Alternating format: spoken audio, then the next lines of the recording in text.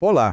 Hoje a gente vai mergulhar de cabeça num dos maiores desafios do português, a pequena, mas olha, muito poderosa palavra se. Ela parece tão simples, mas se esconde em plena vista mudando de função o tempo todo. Pois é, essa é a grande pergunta, né?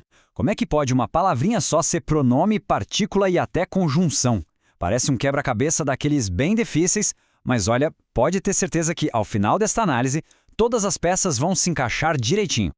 Para entender o se, vamos pensar nele como se fosse um camaleão. É isso mesmo. Ele muda de cor, ou melhor, de função gramatical para se adaptar ao ambiente. E o ambiente, no caso, é a frase. A grande chave para identificar qual é a função dele é sempre olhar o que está ao redor, principalmente o verbo. Então, para a gente dominar esse camaleão, o nosso caminho vai ser este aqui. Primeiro, os disfarces mais comuns. Depois, a gente parte para os mais complicadinhos. E, por fim, um guia definitivo para não sobrar nenhuma dúvida. Vamos lá, então? A gente começa pela primeira função e talvez a mais conhecida do se, a de pronome reflexivo. Aqui, o nosso camaleão revela sua natureza mais pessoal, digamos assim, conectando a ação diretamente de volta para quem a pratica. O ponto crucial aqui é o seguinte: a ação funciona como um bumerangue. O sujeito joga a ação e ela volta para ele mesmo. Simples assim. Ou, no caso de uma ação recíproca, é como se fosse um jogo de ping-pong entre dois sujeitos. E como é que a gente tem certeza?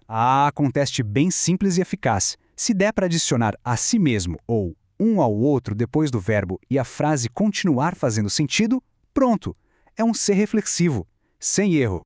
Por exemplo, na frase ele se feriu. Vamos aplicar o teste?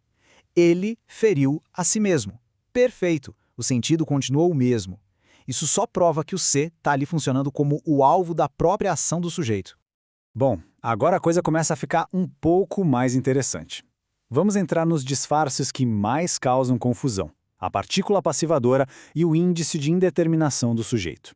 É aqui que muita gente tropeça. Mas calma, vamos esclarecer isso de vez. Aqui, a comparação é lado a lado para ficar bem claro. De um lado, a partícula passivadora, que a gente usa com verbo transitivo direto e que concorda com o sujeito. Do outro, o índice de indeterminação, que aparece com outros tipos de verbo e deixa o verbo sempre no singular. A grande virada de chave está na concordância do verbo. Vamos ver um exemplo com a partícula apassivadora. Vendem-se casas.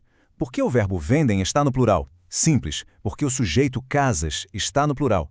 Se fosse uma casa só, seria vende-se casa. E a prova final é que a gente pode reescrever como casas são vendidas. E agora, o índice de indeterminação do sujeito. Olha a frase: precisa-se de professores. Repara que o verbo precisar está no singular, mesmo que professores esteja no plural. Por quê? Porque aqui a gente não sabe quem é o sujeito. Quem precisa? Ninguém sabe. O sujeito é indeterminado. E aí o verbo fica travado no singular. Muito bem, já desvendamos os disfarces mais difíceis. Agora, vamos para as duas últimas formas do nosso camaleão, que são bem diferentes das que a gente viu até agora. Numa delas, o se meio que se funde ao verbo, e na outra, ele vira um conector de ideias. Nessa função, o se não é um elemento separado.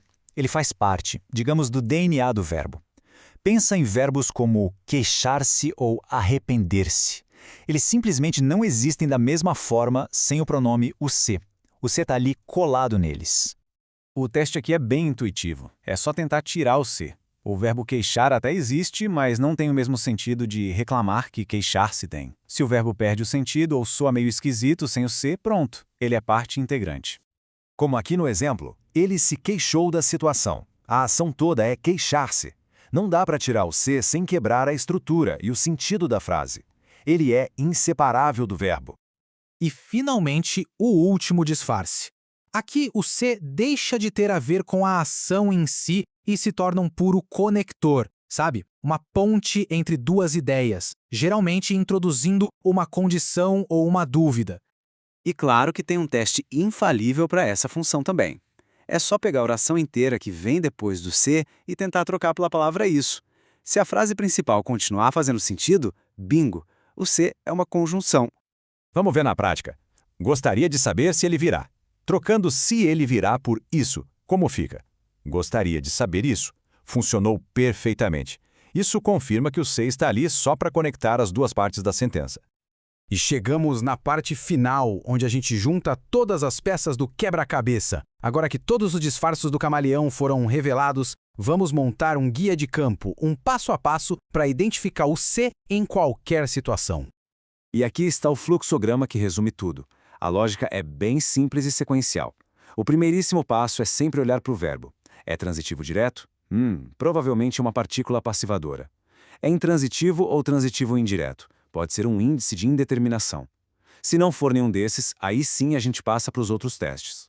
O de a si mesmo, o de isso, e por último a gente checa se ele é parte do verbo. Seguindo essa ordem, a identificação fica muito mais segura. E se tiver uma única coisa para guardar de toda essa análise, que seja esta: a chave para decifrar o C está sempre, mas sempre mesmo, no verbo que o acompanha. O verbo é o ambiente que define a cor do nosso camaleão. Analisando o verbo, fica tudo mais claro. E é isso, um dos tópicos mais complexos da gramática portuguesa, totalmente desmistificado. Da próxima vez que um C aparecer num texto, ele não vai ser mais um problema, e sim um desafio divertido. Fica a pergunta no ar: quem se sente pronto para identificar o próximo camaleão que encontrar pela frente?